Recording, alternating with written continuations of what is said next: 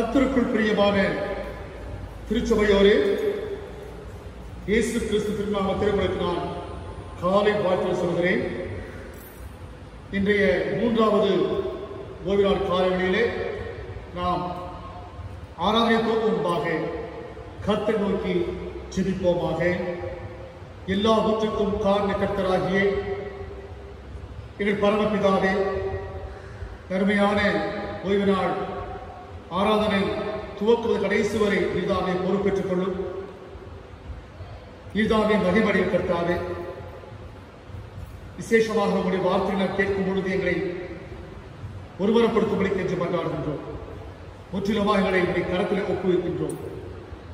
ஆண்டவர் இயேசுவின் மூலம் வேண்டுகின்றோம் நல்ல பிதாவே, ஆமென். நாம் அனைவரும் எழுந்தவாறு பாமாலை பகுதியிலே 22வது பாமாலையை பாடுவோம்.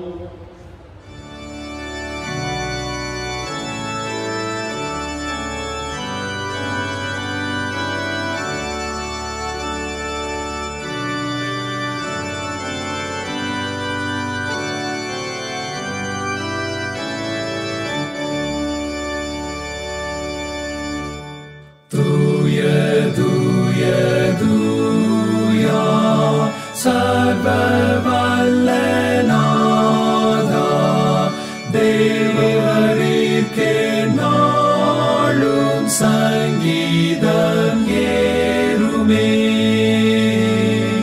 தூய தூய தூயா மூவரான ஏகா காருண்யரே, தூய த்ரீயேகரே. தூய தூய தூயா அன்பர் சூழநின்று தெய்வராசனம் முன்னர் தம் கிரீடம் வைப்பாரே. கேருபீம் சேராபீம் தாழ்ந்து போற்ற பெற்று ஈன்றென்றும் வீட்டாள் வீரநாதியே.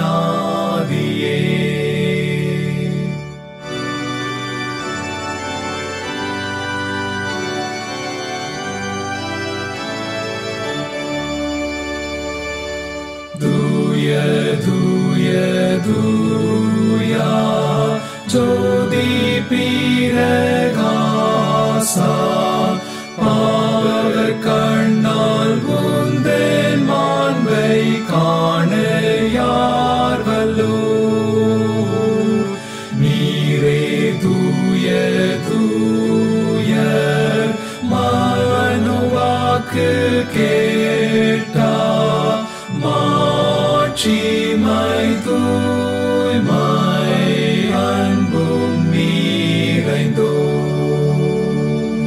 தூய தூய தூயா சர்வவல்லநாதா, வானம் பூமி ஆழி உம்மை ஸ்தோத்தரிக்குமே.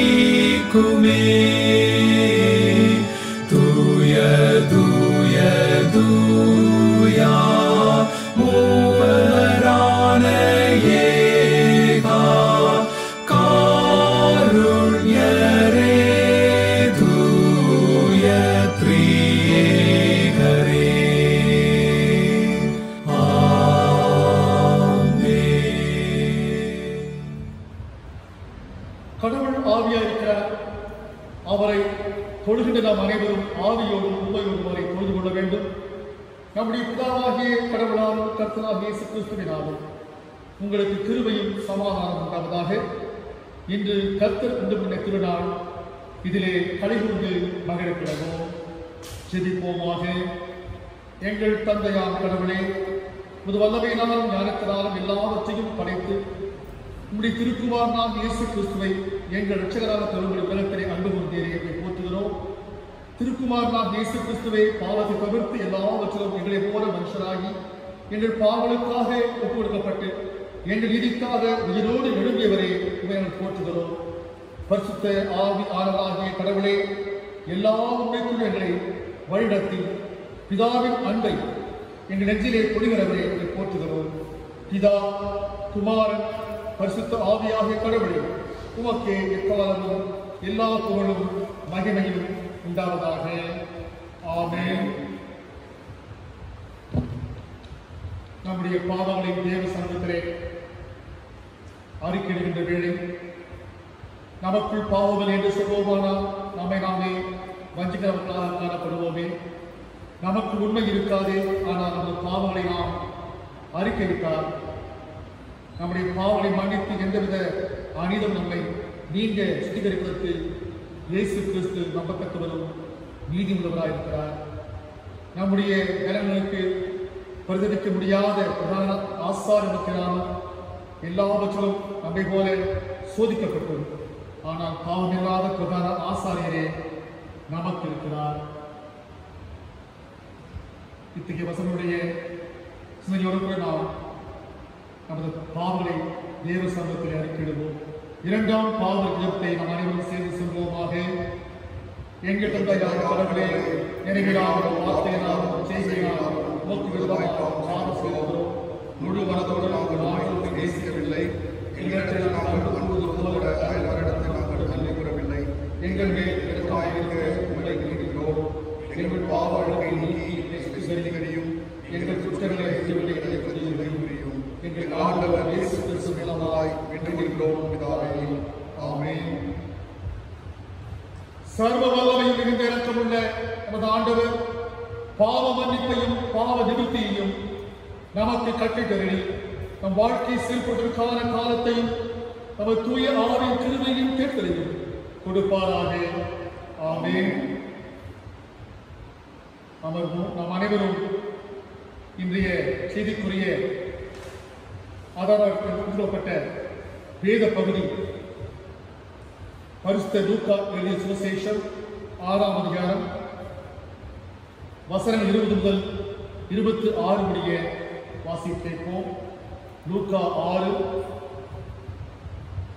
20 முதல் 26 முடிய.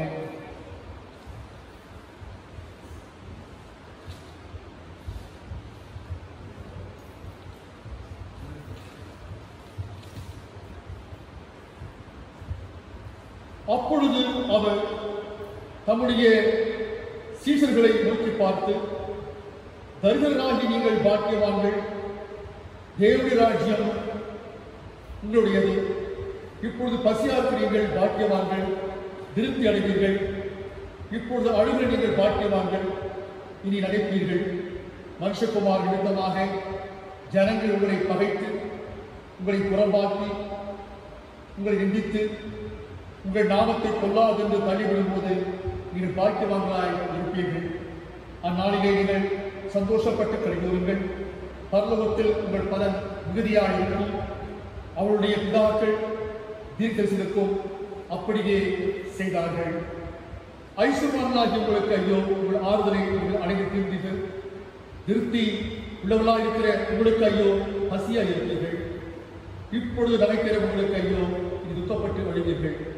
எல்லா மனுஷனும் உங்களை குறித்து புகழ்ச்சியாக பேசும்போது உங்களுக்கு ஐயோ, அவன் பிதாக்கள் கள்ள தீர்க்கதரிசிகளும் அவர்களுக்கும் அப்படியே செய்தார்கள் என்பதை தேவன் தாமே நம்முடைய திருவாக்குகளை ஆசீர்வதிப்பாராக. ஆமென். கிறிஸ்துவே உமக்கே மகிமையுண்டாவதாக. ஆமென். கர்த்தருடைய செய்தியை நாம் கேட்போமாக.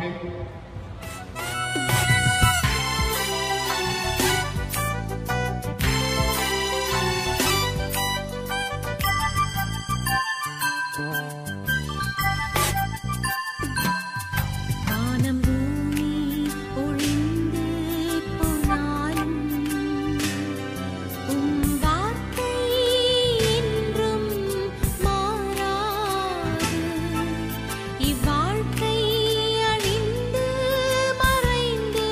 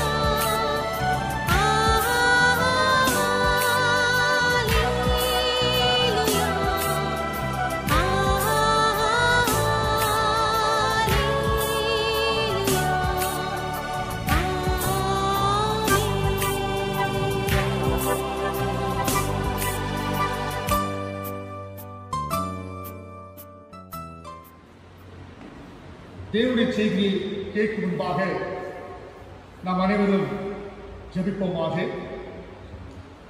உலகில் உயிர்கள் தோன்ற முது கிருபையை அளிக்கிறவராகிய பரம சிருஷ்டிகரே, நீர் படைத்த இயற்கையும் மகுட படைப்பாகிய மனித வர்க்கமும் படுகிற வேதனையும் இரத்த கண்ணீரும் இது பார்வைக்கு தப்பாது என்று விசுவாசிக்கின்றோம் ஐயா.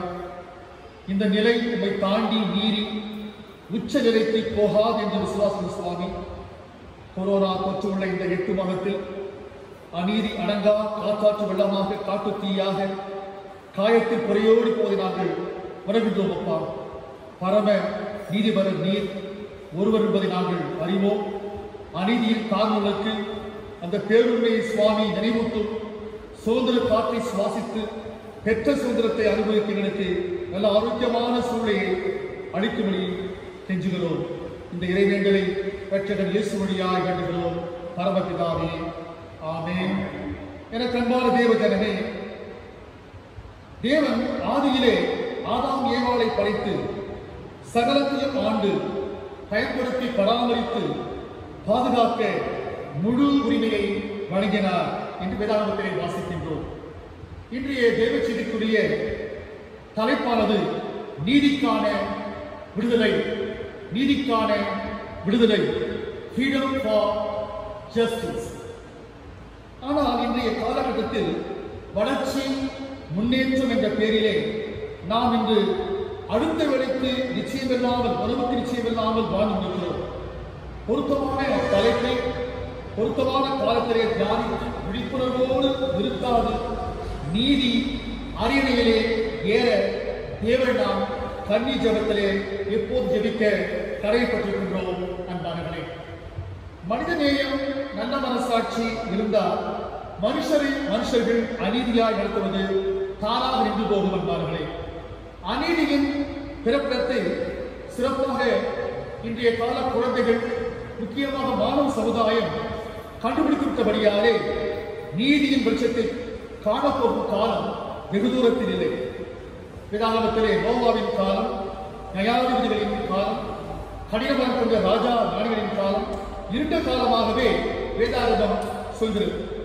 அநீதியின் இரும்பு கரத்தின் பிடியை கடத்த தீர்க்கதரிசிகளை, நியாயாதிபதிகளை அனுப்பி அநீதியாளருக்கு எதிராக எச்சரிப்பின் தூது செய்தியை தேவன் பழைய ஏற்பாட்டில் தெரிவித்தார் என்று பார்க்கிறோம். தூது செய்தியை தேவன் பழைய ஏற்பாட்டில் நமக்கு மிக ஆழமாக தெரிவித்திருக்கிறார். தேவனுடைய பிள்ளைகளாகிய நாம் தேவன் நீதிமான்களை பயன்படுத்தி மாத்திரமல்ல, அநீதியாளர்களையும் மனம் மாற்றி நீதியின் பாதையிலே மக்களை நடத்த வல்லவராயிருக்கிறார். கர்த்தருடைய நாமத்துக்கு ஸ்தோத்திரம் உண்டாவதாக. அதற்கு நீதிமான்கள் வரிசையிலே ஒரு தானியேல், ஒரு யோசேப்பு, எஸ்தர், நெகேமியா, எஸ்ரா, தேவோரா போல நாம் மாற வேண்டும். நாம் அமைதியாய் நின்றாலும் கற்கள் பேசும் என்று இயேசு கிறிஸ்து அநீதியாளரிடம் கூறியதை நாம் மறக்கவே முடியாது அன்பார்களே. அநீதியாளர்களை, துன்மார்க்கரை தேவன் நீதிமான்கள் தடம் மாறாமல் வாழ்க்கையிலே பயணிக்கவே உயிரோடு வைத்திருக்கிறார். நாம் தேவனுக்கு கீழ்ப்படிந்து அவர் பிள்ளைகளாய் வாழும் அநீதியாளர்கள் நமக்கு நீதி செய்யும்படி உருமாற்றுவார். பழைய ஏற்பாட்டிலே இஸ்ரவேலர் எப்பொழுதெல்லாம் தேவனுக்கு நன்றி மறந்தவர்களாய் மாறும்போது தேவன் பெலிஸ்தரை, எகிப்தியரை, பெர்ஷியரை, பாபிலோனியரை, அசீரியரை கொண்டு அவளை ஒடுக்கி திருத்தினார் என்று நாம் புரிந்து கொள்கிறோம். நமது முழங்காலை முடக்கி கண்ணீரோடு தேவனை மன்றாடும் போது அநீதியின் செங்கோலை தேவன் மடக்கி முறித்து நம் நிமித்தம் உலக மக்களையும் அபயக்கரம் நீட்டி அரவணைப்பார். அன்புக்குரியவர்களே, 51ஆம் சங்கீதத்திலே தாவீது அரசு தான் செய்த 2 அநீதி செயலை நாத்தான் சுட்டி காட்டியதை நினைவுபடுத்தி அந்த அநீதி செயலுக்கு மீறுதல், அக்கிரமம், துர்குணம் என்று பெயரிட்டு அழைக்கிறார். பாவத்தை அறிக்கை செய்த அந்த வினாடியே தாவீது அரசன் இழந்த தேவ சமூகத்தை, இழந்த ரட்சக சந்தோஷத்தை, இழந்த உற்சாகமான ஆவியை மீண்டும் பெற்றுக் கொள்கிறார்.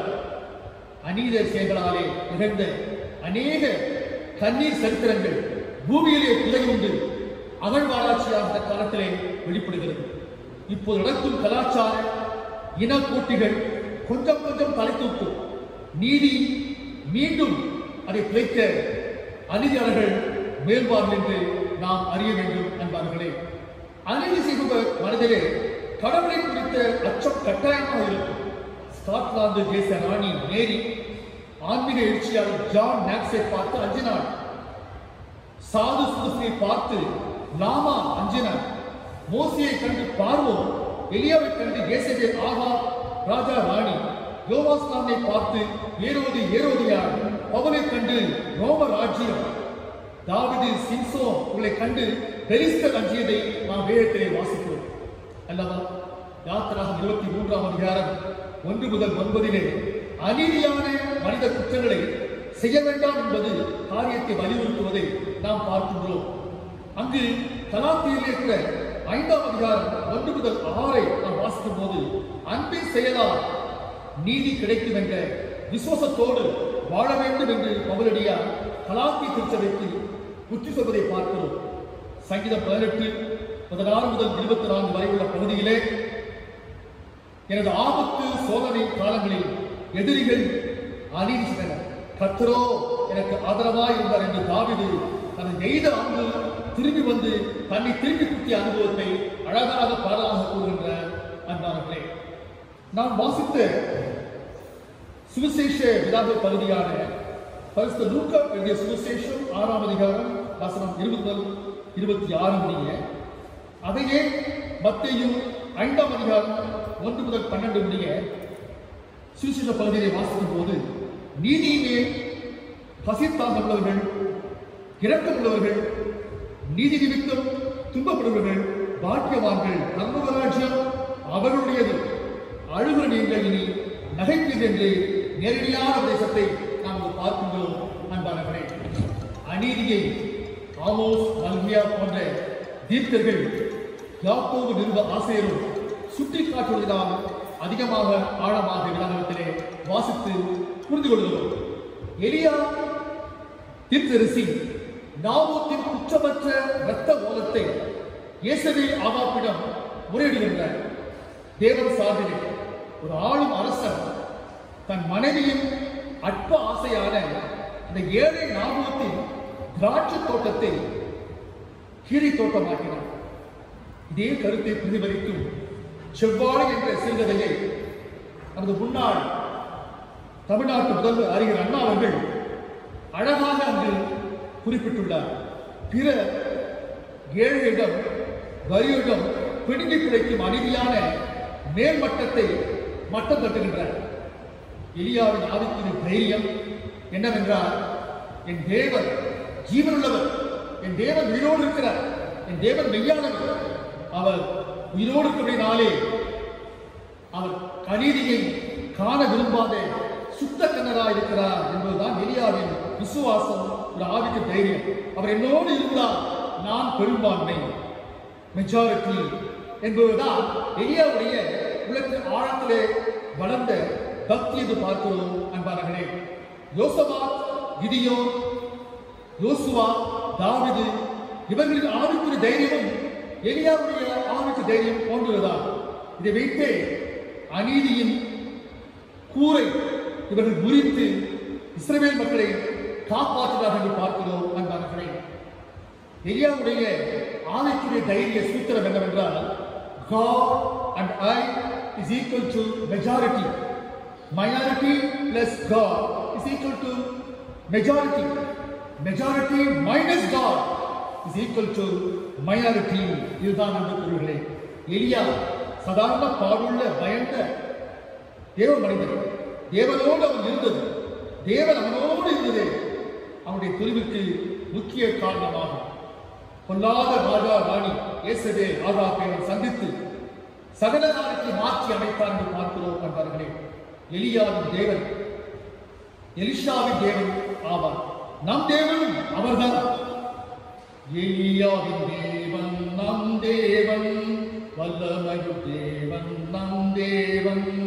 எலியாவின் தேவன் நம் தேவன், வல்லமையும் தேவன் நம் தேவன். தாசர்களின் ஜெபம் கேட்பார், வல்ல பெரும் காரியம் செய்திடுவார். கர்த்தரே தேவன், கர்த்தரே தேவன் என்றே ஆர்ப்பரிப்போம். கர்த்தரே தேவன், கர்த்தரே தேவன் என்றே ஆர்ப்பரிப்போம். அன்புக்குரியவர்களே, அநீதி எந்த சூழலை மத்தியிலே நம்மை சூழ்ந்தால் நம் தேவனுடைய கிருபை நம்மை சூழ்ந்திருக்கு என்று நாம் மறக்கவே கூடாது. தேவன் தான திருவார்த்தை நமக்கு ஆசீர்வதித்து கொடுப்பாராக. ஆமென். நாம் அனைவரும் எழுந்தவாறு அப்போஸ்தல விசுவாச பிரமாணத்தை சேமி சொல்வோமாக. அப்போஸ்தல விசுவாச பிரமாணம். வானத்தையும் பூமியையும் படைத்த சர்வ வல்லமையுள்ள பிதாவாகிய தேவனை விசுவாசிக்கிறேன். அவருடைய ஒரே குமாரனாகிய ஆண்டவர் இயேசு கிறிஸ்துவை விசுவாசிக்கிறேன். அவர் பரிசுத்த ஆவியினாலே கன்னிகையிலிருந்து பிறந்தார். முந்திய காலத்தில் பாடுபட்டு சிலுவையில் மரித்து அடக்கப்பட்டு பாதாளத்தில் இறங்கினார். மூன்றாம் நாள் மரித்தோரிலிருந்து எழுந்தருளினார். பரமத்துக்கு ஏறி சர்வ வல்லமையுள்ள பிதாவாகிய தேவன் வல்லமை பார்த்துவிட்டிருக்கிறார்.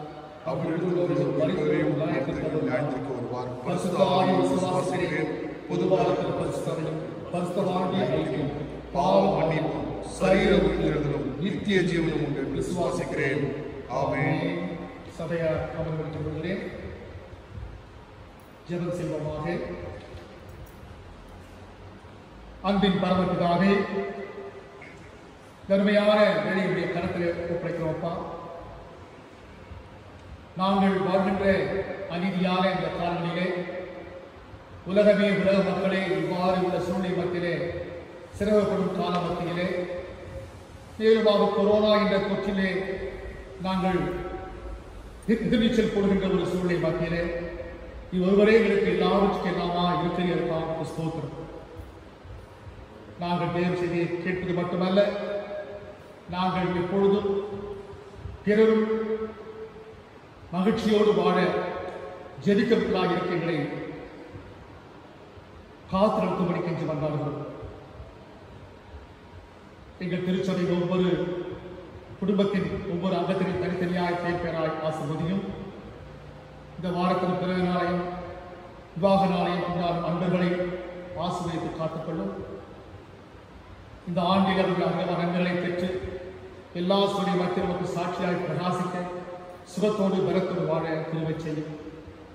அன்பின் ஆண்டவரே, உங்கள் அன்பு பேராமாவுக்காகவும் அவர்களுக்கு பணியாற்றுகின்ற ஆயர்கள், மிஷனரிமார்கள், இயேசுமார்களுக்காகவும் ஒவ்வொரு துறையின் இயக்கங்களுக்காகவும் ஜெபிக்கிறோம். எல்லா ஊழியர்கள், எல்லா சக மக்களுக்காக ஜெபிக்கிறோம். சுவாமி, அன்பின் பரமபிதாவே, உடைய திருச்சபையில்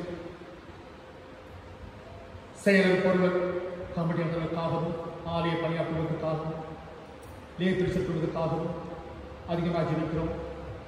அன்பின் பரமபிதாவே, தொடர்ந்து எங்களை ஆண்டுகளும் ஆசிர்வதியும். புதிதாக திருமணமாகிய தம்பதியை காத்துக்கொள்ளும். கர்ப்பகாலத்தில் இருக்கின்ற ஸ்ரீமாவுக்கு சுகப்பு கட்டையும் தகப்பனே, முதியவர்கள், சிசுக்கள், கடினமான செய்வதற்கு பாதுகாப்பு அளிக்கும் என்று வந்தார்கள். ஆண்டவர் இயேசுவின் வழியாக வேண்டுகிறோம். நல்ல பிதாவே, ஆமென். அன்பான திருச்சபையோரே, நாம் நேற்றைய நாளிலே நமது இந்திய திருநாட்டின் 74வது சுதந்திர தினத்தை நாம் கொண்டாடினோம்.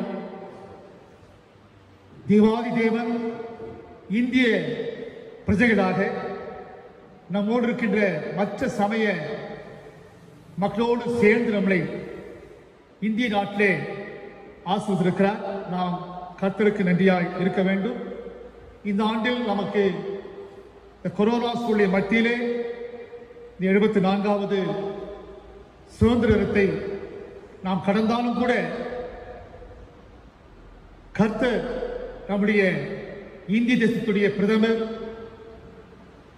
சக மத்திய மாநில அமைச்சர்கள், குடியரசுத் தலைவர், கவர்னர்கள் மற்ற அனைவரோடு கூட இருந்து அவர்களை நடத்தி வருகிறார். தொடர்ந்து நமது இந்திய திருநாட்டை கர்த்தருடைய கருத்தை ஒப்புவிப்போம். நம்முடைய இந்திய திருநாடு எல்லா நிலையிலும் முன்னேறி உலக நாடுகளுக்கு நல் உதாரணமாக திகழ தேவன் பொறுப்பேற்க அவர் கருத்திலே ஒப்புவிப்போம். அன்பின் பரமபிதாவே, நாங்கள் 74வது சுதந்திரத்தை கொண்டாடிய மகிழ்ச்சியோடு நாங்கள் இருக்கிறோம். இந்திய பிரஜையாக எங்களுக்கு நீ கொடுத்த எல்லா விதமான வாழ்வுக்காக உங்களுக்கு நன்றி கூறுகிறோம். நீர் நாட்டை ஆளுகின்ற ஒவ்வொருவரையும் பொறுப்பேற்று அவளுக்கு பலத்தை, சுகத்தை, ஞானத்தை கொடுத்து ஆசீர்வதியும். ஒவ்வொரு இந்திய பிரஜைகளையும் உடைய கரத்திலே ஒப்புவிக்கிறோம். தொடர்ந்து எங்களை காத்துக்கொள்ளும். ஆண்டவர் இயேசுவின் மூலம் ஜெபம் கேளும் பிதாவே, ஆமென். தூய விவாக அறிக்கை நமது CSI வெஸ்டி தமிழ் ஆலயத்தை சேர்ந்த திரு டி வேணுகோபால் என்கிற ஸ்டான்லி கிறிஸ்டபர், திருமதி வி நான்சி அவருடைய மகன் செல்வன் வி தினேஷ் ராஜ் என்பவரும், CSI அருள் திருச்சபை மாதவரம் சேர்ந்த திரு டி சாரதி, திருமதி ஆலிஸ் மேரி தம்பதியரின் மகள் செல்வி எஸ் சார்மதி என்பவரும் திருமண பந்தத்தில் இணையப்பட உள்ளார் என்பதை திருச்சபையாருக்கு அறிவிக்கிறேன். இவ்விருவரும் இத்திருமணத்தில் இணையக்கூடாத தடை காரணம் ஏதேனும் இருக்குமாயின் அதை சபை போதவருக்கு எழுத்து மூலம் தெரிவிக்க கேட்டுக்கொள்கிறேன். இது இவர்களுக்கு முதலாம் திருமண அறிக்கை. ஜெபிப்போமாக. அன்பும் அருளும் ஆசீர்வாதமும் பெருமை நிறைந்த கர்த்தாவே, திருமண வாழ்வில் இணைய போகின்ற தினேஷையும் சாருமதியையும் உம்முடைய வல்லகருக்கு ஒப்புவிக்கிறோம். திருமண நாளுக்கும் இல்லற வாழ்க்கைக்கும் அவர்களை ஆன்மீக சகல ஆயத்தங்களாலே சுவாமி அவர்களை பலப்படுத்தும்படி கெஞ்சி மன்றாடுகிறோம்.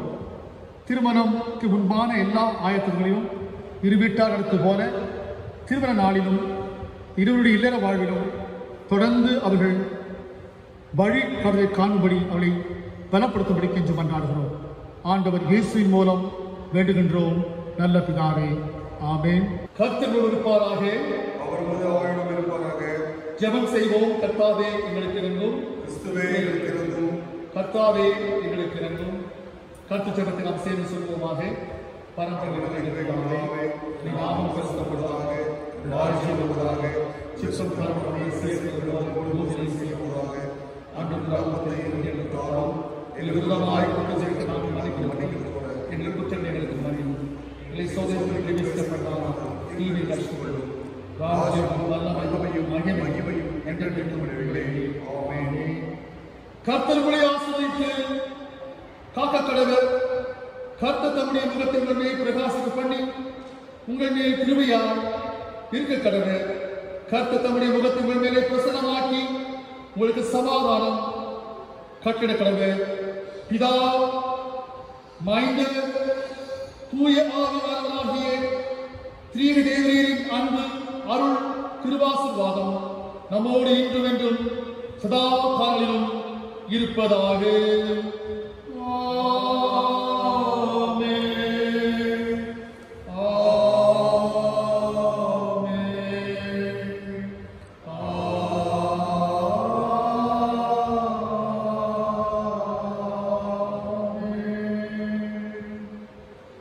ஜெபத்தை நாம் சேர்ந்து சொல்லுவோம். என் ஆத்துமாவே கர்த்தரை ஸ்தோத்திரி, என் முழுவதுமே அவருடைய பரிசுத்த நாமத்தை ஸ்தோத்திரி.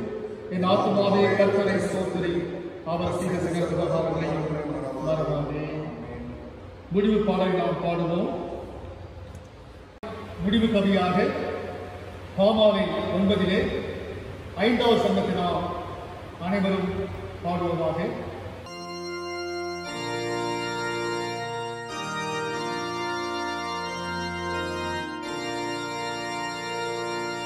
Wenn man will, Archie, say